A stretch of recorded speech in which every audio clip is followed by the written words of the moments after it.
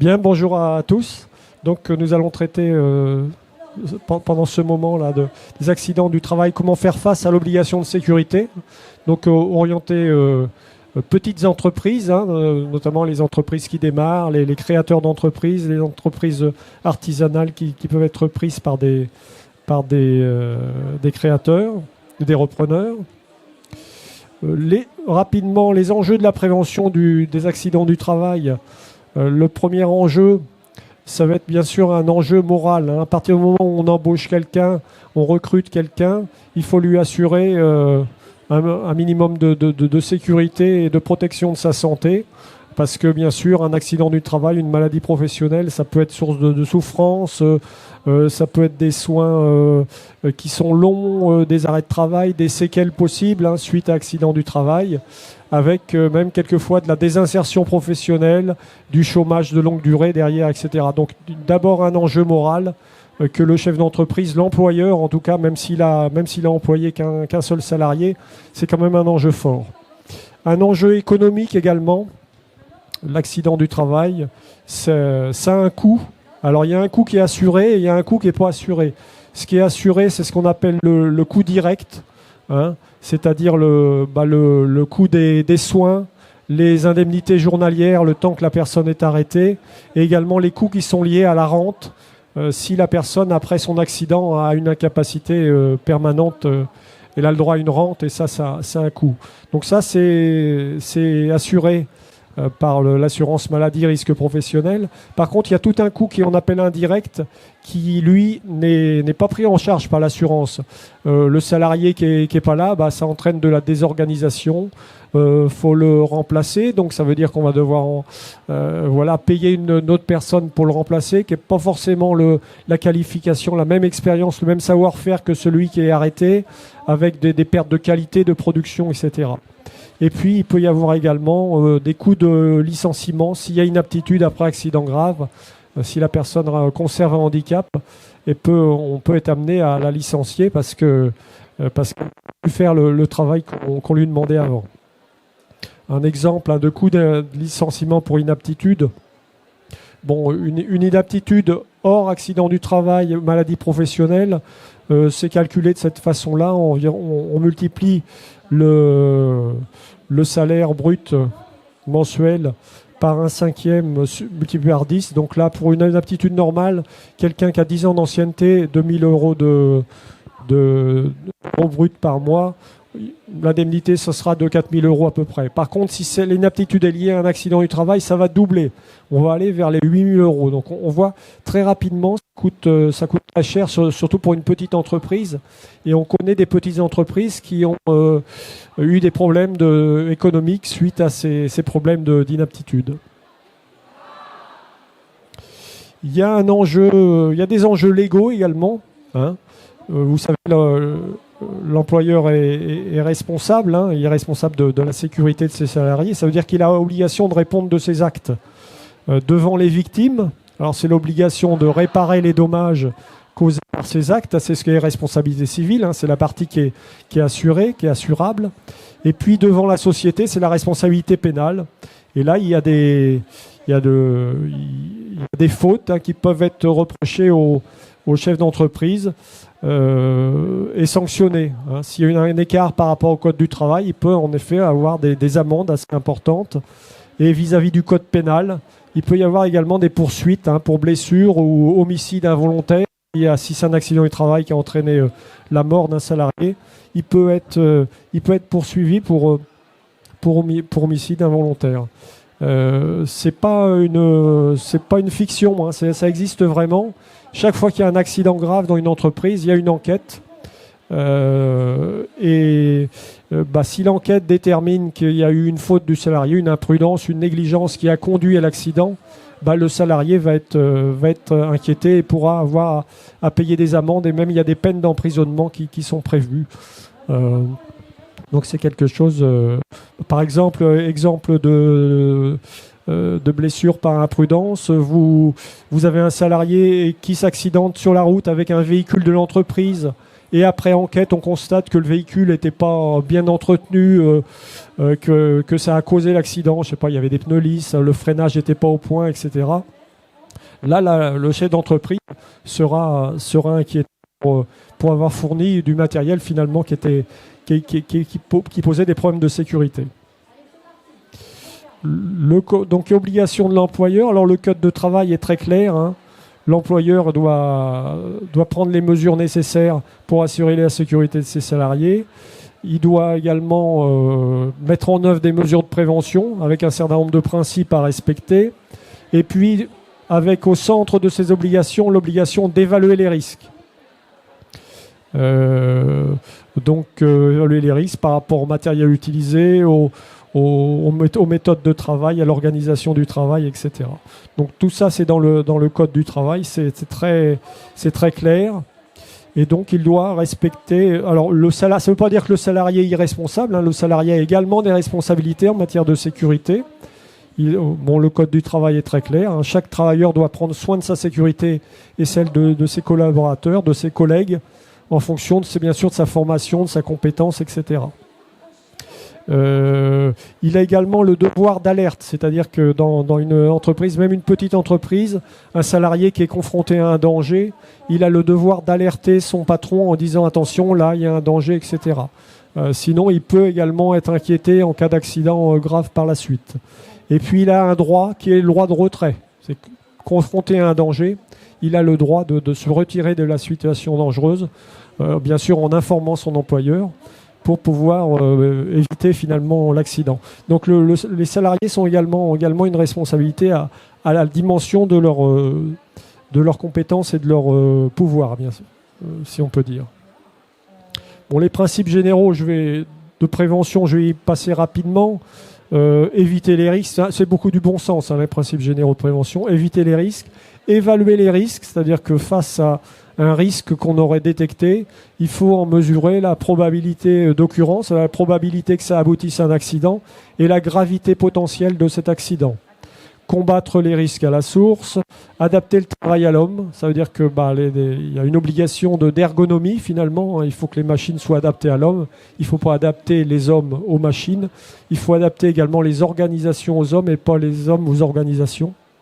Et on doit également tenir compte de l'évolution de la technique, c'est-à-dire que chaque fois lorsqu'on remplace une machine par exemple, on va peut-être pas la remplacer par la même. On va essayer de voir est-ce que sur le marché il n'y a pas des machines nouvelles qui sont plus sûres ou qui améliorent les conditions de travail. On va remplacer ce qui est dangereux par ce qui est moins dangereux, parce que quelquefois le risque, on n'arrive pas à supprimer complètement le risque.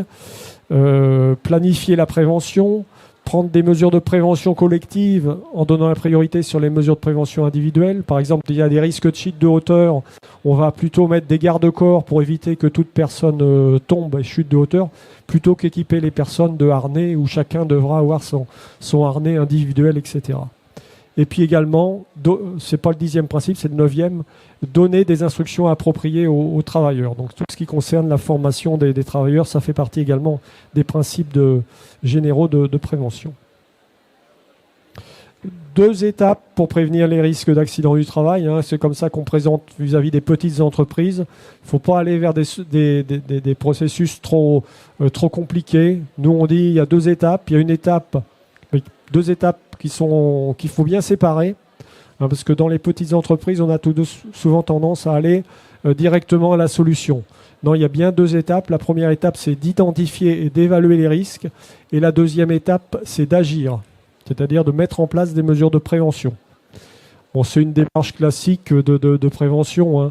Moi, je fais toujours la comparaison avec le contrôle technique automobile. Le contrôle technique automobile, il y a bien ces démarches en 2 étapes. Votre voiture, quand vous l'envoyez au contrôle technique, il y a un technicien, un spécialiste qui a une grille d'observation et qui va repérer les défauts de sécurité qu'il pourra avoir. Donc c'est la partie identification. Et il va évaluer. Alors il va évaluer de façon très simple, hein. Soit c'est un défaut mineur et puis la voiture peut continuer à rouler comme ça, soit c'est un défaut majeur et là il faut aller faire des transformations du véhicule et des réparations. Donc là, cette partie-là, ça va être la partie à identifier, évaluer. Et agir, ce sera de remettre le véhicule en état pour qu'il soit à un niveau de sécurité acceptable. C'est ce qu'on va demander aux chefs d'entreprise, de petites entreprises, c'est d'avoir cette démarche-là. Alors, c'est pas totalement comme le contrôle technique, parce que ce qu'on va demander aux chefs d'entreprise, c'est un autodiagnostic. Hein, on va lui demander d'identifier et d'évaluer les risques dans sa propre entreprise, et il n'aura pas non plus de grille d'observation spécifique. C'est à lui de se faire cette grille d'observation, contrairement au contrôle technique. Et ensuite, il devra agir, c'est-à-dire prendre les mesures de prévention qui vont bien. Mais ce sont les mêmes enjeux avec le contrôle technique. Hein. Ça veut dire que si dans une entreprise, il n'y a pas de document unique, en termes de responsabilité pénale, c'est un peu comme si vous roulez avec une voiture qui n'a pas passé le contrôle technique. C'est-à-dire si vous avez un accident avec une voiture et que votre voiture n'est pas passée devant le contrôle technique, vous allez être inquiété fortement. C'est pareil pour un chef d'entreprise. Il y a un accident grave dans son entreprise, il y a une enquête, l'inspection du travail vient. La première chose qu'elle demande, c'est le document unique d'évaluation des risques, c'est-à-dire le document qui trace la démarche d'autodiagnostic et de planification de la prévention. Donc c'est quelque chose, cette évaluation des risques, il y a des enjeux importants derrière. Et c'est le document unique donc, qui va permettre de tracer cette évaluation des risques et qui va présenter les résultats de l'évaluation. On verra quelques exemples. Alors il comprendra un inventaire des risques qui ont été identifiés, ainsi que les mesures de prévention qui sont existantes ou qui sont programmées dans le futur. Donc c'est un outil d'autodiagnostic et de planification. Et c'est une obligation légale. Quel que soit le nombre de salariés, il doit y avoir un document unique d'évaluation de risque dans l'entreprise. Pour résumer les enjeux, et puis les enjeux, oui. Alors le chef d'entreprise est l'acteur principal de la prévention. Il est juridiquement responsable et il doit évaluer les risques et agir en prévention. Alors il n'est pas tout seul. Il n'est pas tout seul. Il y a le chef de petite entreprise peut faire appel à des compétences extérieures, notamment les services de prévention et de santé au travail, la médecine du travail, communément appelée la médecine du travail, qui a une mission de conseil auprès des employeurs et des travailleurs. Il y a notamment, ça s'est beaucoup développé ces dernières années, des équipes pluridisciplinaires dans ces services-là, avec des spécialistes de la prévention, des ergonomes, des hygiénistes, des toxicologues. Donc là, ils sont là pour aider les entreprises, notamment les petites entreprises, à agir en prévention. Et puis, cette adhésion est obligatoire à la charge de l'employeur. Donc, c'est un service que les chefs d'entreprise, auquel les entreprises ont droit. Il y a également les services de prévention de la CARSAT, dont je fais partie. Donc, où là, également, au niveau breton, nous avons des ingénieurs, des contrôleurs de sécurité, des ergonomes, des psychologues du travail, pour traiter tout ce qui est risques psychosociaux, par exemple. Des unités spécialisées, nous avons des gens spécialisés dans le bruit, la sonorisation, l'éclairage, la glissance des sols, etc., tout ce qui est ventilation. Et donc on a pour mission de produire des préconisations, de les diffuser, et puis de contrôler leur application et de conseiller en général les chefs d'entreprise, de les former également à la prévention.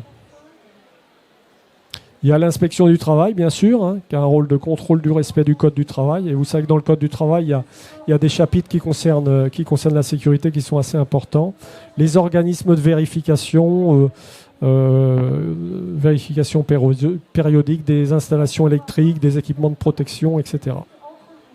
Voilà très rapidement le paysage. Donc le chef d'entreprise n'est pas tout seul, il y a des conseillers.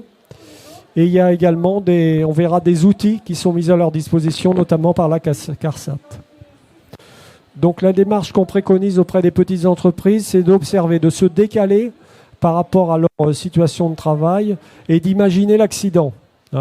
On est dans une entreprise, on est dans le bain, on a l'impression qu'il n'y a pas de problème, etc. Il faut arriver à prendre du recul par rapport à ce qu'on observe et puis essayer d'imaginer l'accident. Alors, nous présente par exemple ce type de situation. Là, c'est dans une salle de restaurant. Il faut essayer d'identifier quels seraient les risques d'accident en observant cette salle de restaurant. Quels seraient les risques d'accident. Donc, peut-être vous avez des idées ?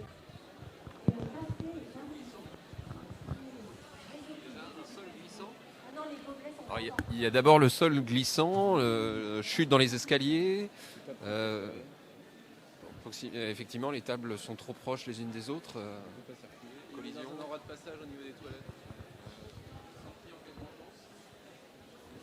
Voilà, donc il faut essayer d'imaginer comme vous l'avez fait cet accident. Donc là, on peut en repérer quelques-uns. Vous avez vu l'essentiel.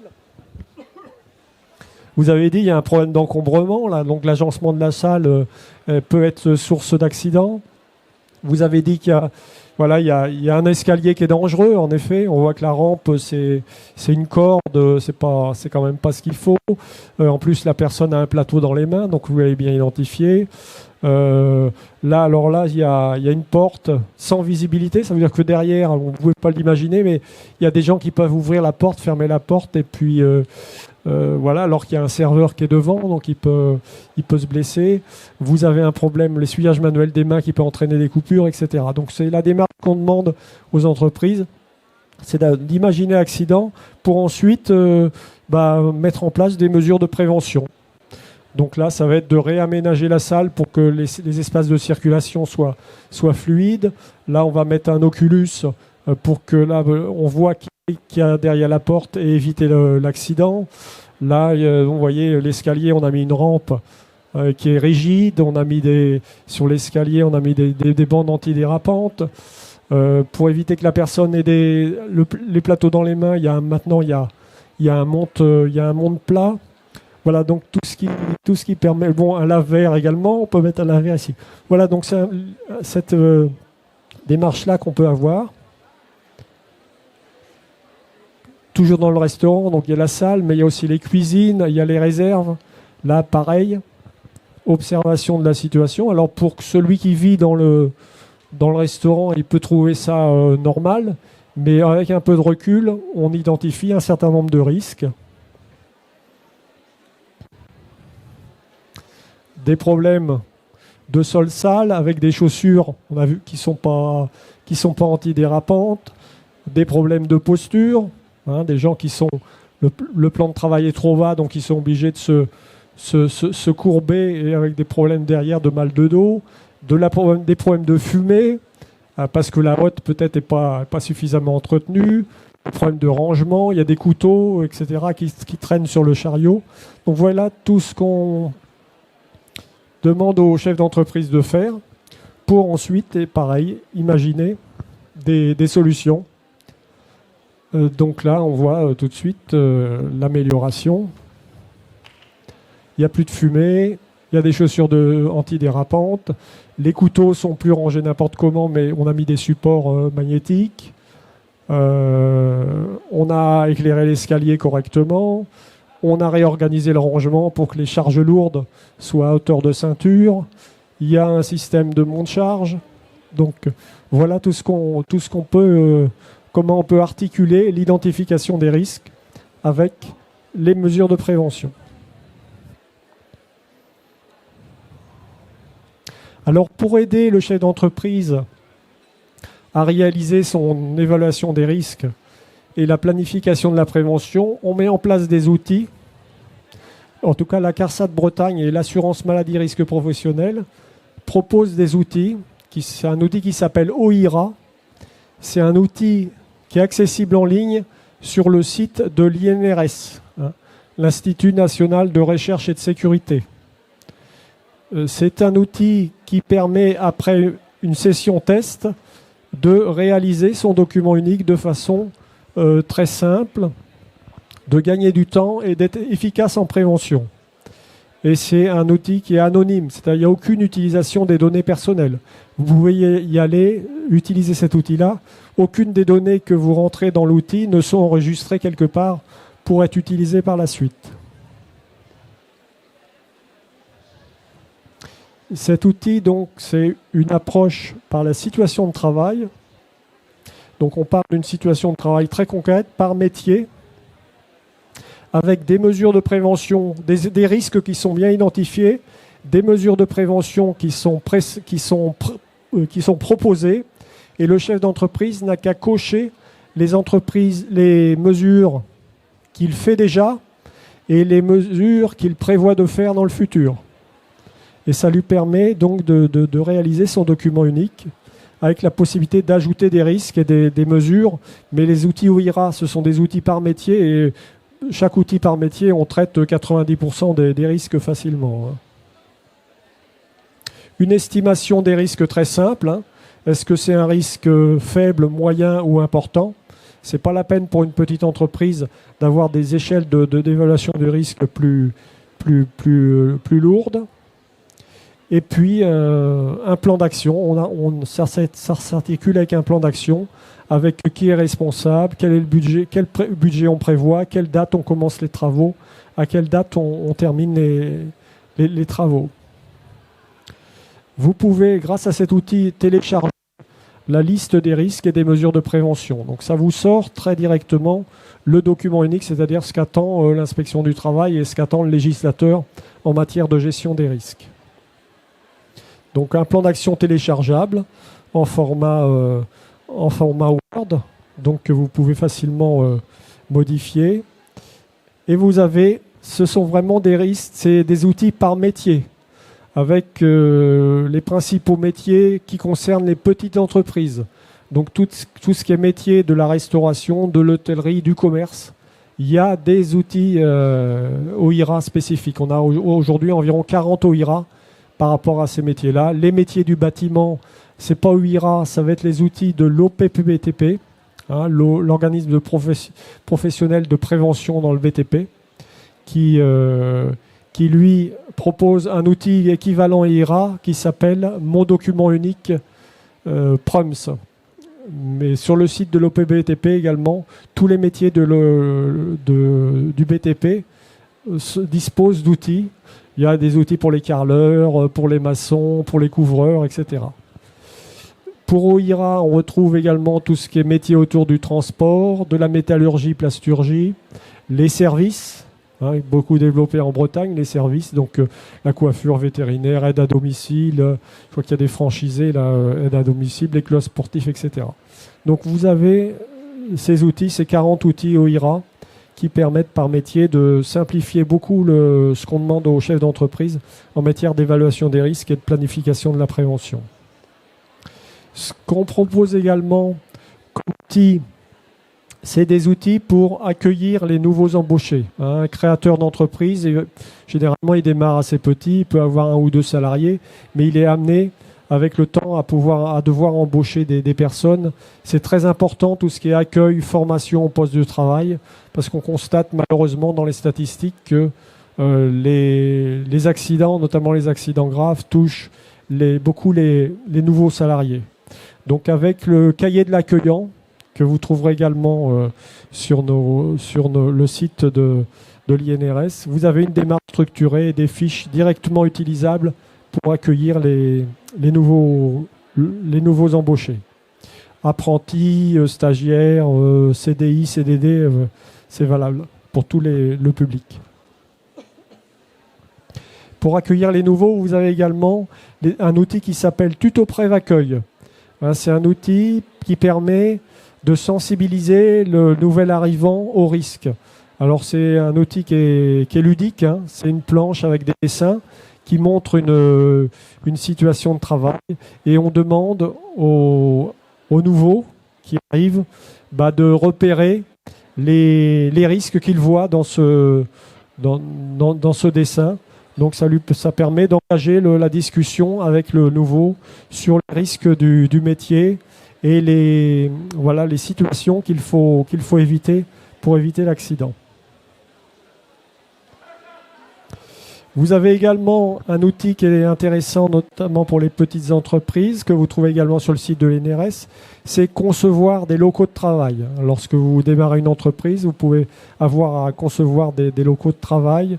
Il y a un certain nombre de choses à penser dès le départ pour éviter d'avoir des locaux de travail qui soient dangereux ou qui détériorent les conditions de travail. Donc, comment concevoir un local qui soit bien insonorisé, un local qui soit bien éclairé, où la circulation est facile, où on évite les croisements, les risques de collision, etc. Donc c'est un outil qui permet d'avoir un raisonnement sur les locaux de travail pour optimiser la sécurité et les conditions de travail.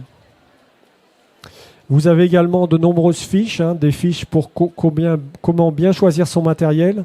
Lorsqu'on choisit son matériel, autant choisir un matériel sûr. Et donc, vous avez des fiches conseils pour voir dans le cahier des charges, qu'est-ce qu'il faut mettre pour que le matériel soit favorable à la sécurité, aux conditions de travail. Donc, vous en avez beaucoup. Bon, une fiche sur le traitement acoustique, sur les vitrines réfrigérées. Je ne vais pas faire toute la liste. Les monte-meubles, voilà, les tables de bureau, même comment choisir une table de bureau qui réduisent les risques de mal de dos, de mal de tendinite, etc. Là, vous avez un certain nombre de fiches. Vous avez également des fiches solutions qui sont proposées également sur le site de l'INRS pour permettre d'aider les chefs d'entreprise à mettre en place les bonnes solutions. Plutôt que de réfléchir dans son coin, c'est bien de voir un peu ce qui se fait ailleurs et ce qui a donné des résultats intéressants. Voilà, donc pour terminer, ce que je dirais, la prévention, ce qu'on y gagne vis-à-vis du chef d'entreprise, nous, ce qu'on dit d'abord, c'est la sérénité. Lorsque vous créez une entreprise, vous reprenez une entreprise, pensez la sécurité, la prévention, ça vous permet de vous dormez tranquille, il y aura moins de risques d'accident et puis vous auriez fait le nécessaire. La qualité aussi, de bonnes conditions de travail, ça limite la fatigue des collaborateurs, ça favorise leur motivation, la qualité de service et la satisfaction du client. Parce que la réussite d'une petite entreprise, c'est avant tout ça. Surtout en phase de création, de reprise, c'est d'avoir vraiment de pouvoir fournir une qualité de service et de satisfaire les clients. Et puis la réputation, ça c'est à plus long terme. Pour les clients, la sécurité, c'est quand même un gage de professionnalisme. Et il y a des petites entreprises qui ont des très mauvaises réputations en matière de sécurité. Et souvent, ça se... En plus, maintenant, avec Internet, c'est tout de suite, on a accès très facilement à l'information. Les entreprises qui ont mauvaise réputation en matière de sécurité ou conditions de travail, elles sont tout de suite repérées. Et donc, en matière d'attractivité et même vis-à-vis du client, c'est toujours un handicap d'avoir pas une bonne réputation en matière de sécurité et conditions de travail. Voilà ce que j'avais à vous dire, mais je suis bien sûr pour les questions, je suis à votre disposition. Si vous le souhaitez, si vous avez des questions, je peux y répondre.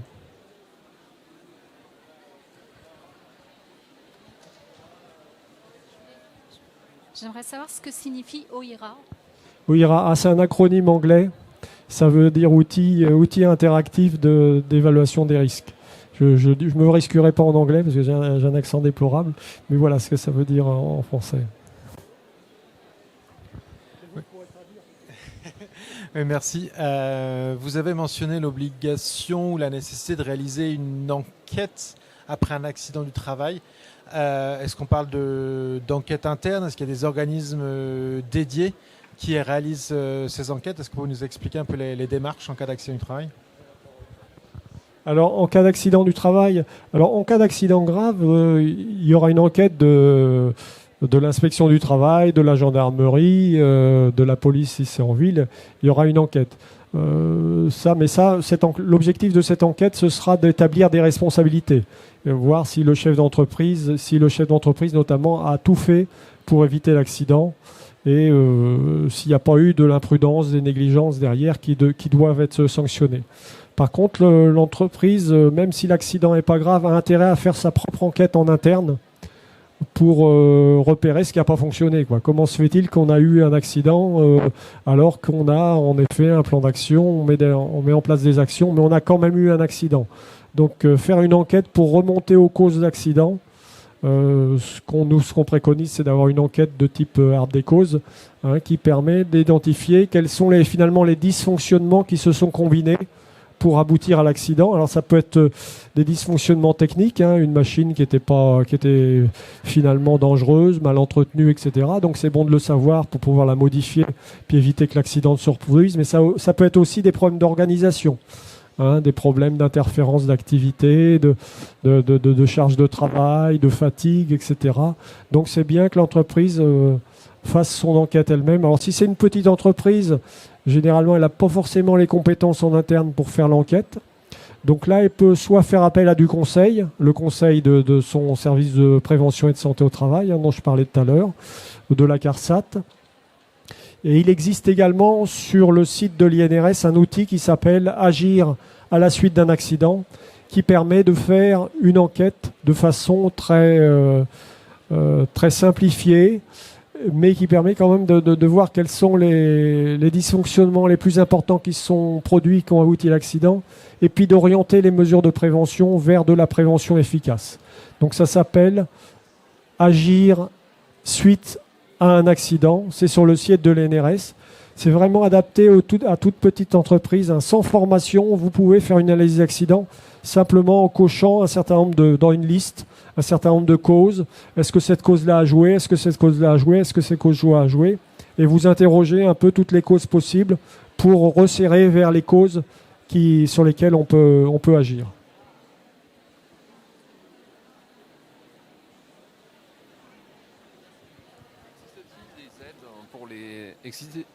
Existe-t-il des aides pour accompagner les entreprises? Alors, il existe des aides de la CARSAT qui existent pour les petites entreprises qui emploient de 1 à 49 salariés.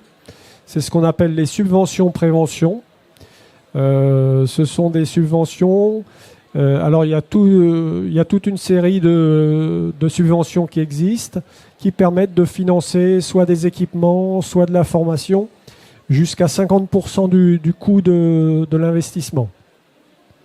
Et jusqu'à 25 000 euros d'investissement. Alors, ces subventions sont fléchées. Il y a des subventions qui sont fléchées vers la prévention du risque chimique, d'autres prévention des TMS, etc. Vous pouvez avoir accès à ces subventions sur le site de la CARSAT Bretagne. Alors, pour 2023, ces subventions, le budget est épuisé. Mais en 2024, il y aura de nouvelles subventions qui vont apparaître sur le site. Et là, vous aurez... il y en a de nombreux, je ne vais pas toutes vous les présenter. Mais là, les entreprises peuvent faire le choix. Il y a notamment une subvention qui est très demandée, qui concerne la prévention du risque de TMS, où une entreprise qui veut améliorer la prévention des TMS, la prévention des troubles musculo-squelettiques, tout ce qui est tendinopathie, mal de dos, lombalgie, etc. Il y a des subventions pour financer notamment des équipements d'aide à la manutention pour améliorer les conditions de travail, réduire la fatigue et puis éviter les accidents liés aux manutentions. J'ai répondu à la question. Ouais, c'est bon. Y a-t-il d'autres questions? Dans le document unique, vous disiez qu'on cochait des cases pour dire si on avait déjà les mesures mises en place dans l'entreprise, mais il y avait aussi les mesures futures. Moi, je me dis tout de suite, si je peux le mettre en place, pourquoi l'avoir pas déjà mis? Alors, ça peut être des contraintes de prix, mais voilà, quelle va être notre responsabilité? C'est des choses qu'on a nous-mêmes dit, on est en tort, on l'a pas fait. Oui, alors, en effet, dans le document unique, il est demandé qu'on indique les mesures de prévention qui existent déjà et celles qu'on programme de faire. Dans l'outil OIRA, on propose un certain nombre de mesures et le chef d'entreprise peut dire non, ça je le fais pas. Alors ce qui peut influencer cette décision de faire ou de faire pas, de pas faire. Alors si c'est une mesure de prévention qui est peu coûteuse, on peut en effet avoir notre réflexion. Si c'est peu coûteux, si c'est facile à mettre en place, autant le faire. Par contre, pour les investissements plus lourds, on peut dire non. Je sais, par exemple, dans mon commerce, je suis boucher charcutier, je sais que mon carrelage est glissant. Je sais que ça sera intéressant d'avoir un carrelage antidérapant. Mais je sais que financièrement, je peux pas me le payer parce que j'ai pas les marges qui me permettent de le payer. Vous pouvez justifier que l'investissement vous décidez de pas le faire. Par contre, on dira vous changez pour votre carrelage, mais ça ne veut pas dire qu'il ne faut pas équiper votre personnel avec des chaussures antidérapantes. Et vous pouvez aussi vous préoccuper de tout ce qui est organisation, du nettoyage des sols, pour que le sol soit toujours le plus possible, le moins gras possible et qu'on glisse pas dessus. Il y a toujours moyen de trouver des mesures de prévention. Réduire le risque à la source, c'est-à-dire avoir un carrelage dérapant, est trop coûteux pour l'entreprise, il faut se tourner vers des mesures de prévention peut-être moins efficaces et qui quand même permettent de réduire le risque.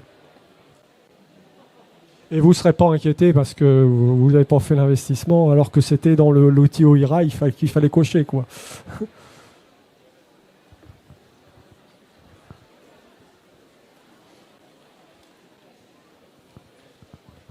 Ah ouais, vous en avez peut-être parlé tout à l'heure, mais on vient d'arriver. Pour faire un document unique, il y a des outils en ligne, c'est ce que vous parliez. Quelle profession ? Salon de coiffure, oui. Oui, alors il y a... Je vais repasser la liste des métiers. Attendez.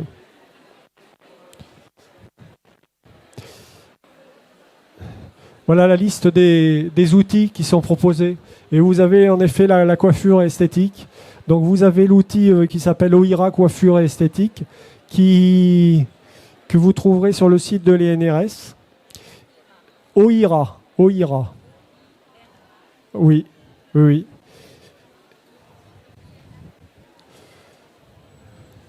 OIRA. Sur le site de l'INRS, Institut National de Recherche et de Sécurité. Donc là, vous avez un outil qui vous permet de faire votre document unique et de gagner du temps et d'avoir vraiment une proposition de mesures de prévention que vous faites certainement déjà beaucoup, mais des mesures de prévention complémentaires que vous pouvez programmer dans le futur.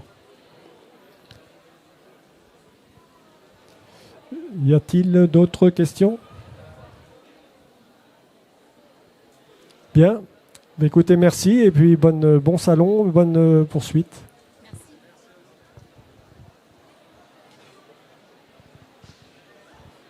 Je suis à votre disposition pour des questions éventuellement plus particulières. Sinon, nous avons un stand également CARSAT Bretagne en suivant l'allée vers les toilettes et puis en allant vers l'autre côté.